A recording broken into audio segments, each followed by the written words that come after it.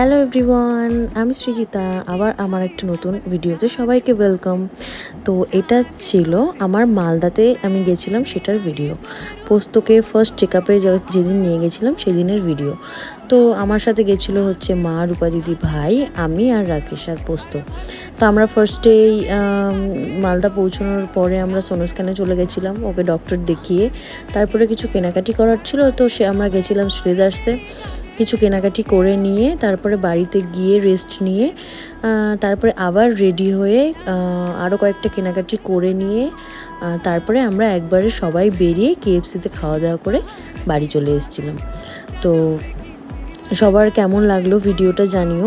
আরও নতুন নতুন অনেক ভিডিও খুব তাড়াতাড়ি আসবে। আর ফেসবুকে দেখে থাকলে প্লিজ আমার পেজটাকে ফলো করে দিও, আর ইউটিউবে দেখে থাকলে প্লিজ আমার চ্যানেলটাকে সাবস্ক্রাইব করে দিও।